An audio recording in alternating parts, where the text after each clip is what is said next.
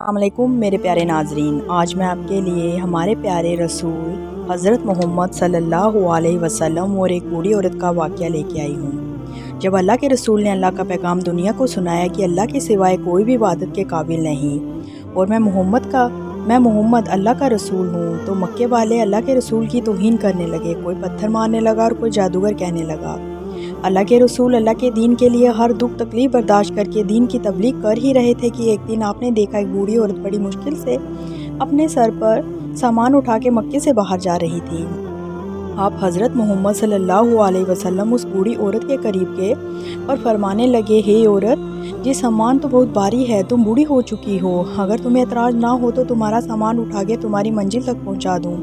تو وہ بوڑھی عورت مسکرا کر کہنے لگی، ہے نوجوان، اس سے بہتر کیا ہوگا۔ اللہ کے رسول اس بوڑھی عورت کا سامان لے کر اس بوڑھی عورت کے ساتھ چل ہی رہے تھے کہ اتنے میں وہ عورت کہنے لگی، ہے نوجوان، میں تمہیں بھی کہوں گی تم بھی یہ شہر چھوڑ کر چلے جاؤ، کیونکہ یہاں پر کوئی جادوگر آیا ہے جس کا نام محمد ہے اور وہ اپنے آپ کو نبی کہلاتا ہے اور ہمارے خداؤں کو جھوٹا کہتا ہے۔ اس کے لفظوں میں اتنا جادو ہے کہ جو اس کی بات سنتا ہے وہ اس پہ ایمان لے آتا ہے۔ شخص، میں نے ساری عمر اپنے بتوں کی عبادت کی ہے، میں نہیں چاہتی میں اپنے آخری وقت میں اپنے خداؤں کو ناراض کروں اور اس جادوگر کی باتوں میں آ جاؤں۔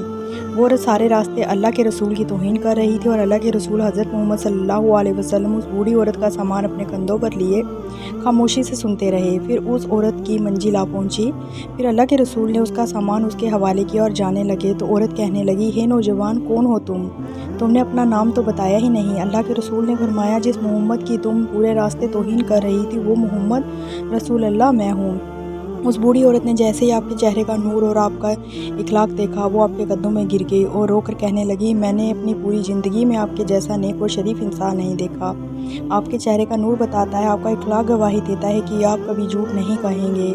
اگر آپ فرما رہے ہیں کہ آپ اللہ کے رسول ہیں تو یقیناً یہ سچ ہوگا، مجھے معاف کیجیے۔ اسی وقت وہ عورت آپ کی نبوت کی گواہی دے کر کلمہ پڑھ کر مسلمان بن گئی اور واپس مکے میں آ کر رہنے لگی۔ یہ ہے رسول اللہ کا اخلاق، یہ ہے آپ کی سیرت دیکھ کر آپ کی نبوت، آپ کی شرافت کی گواہی دینے لگتے ہیں۔ اللہ پاک ہم سب مسلمانوں کو یہ ہدایت دے ہم بھی آپ کے اخلاق کو اتنا اچھا بنائے رکھیں۔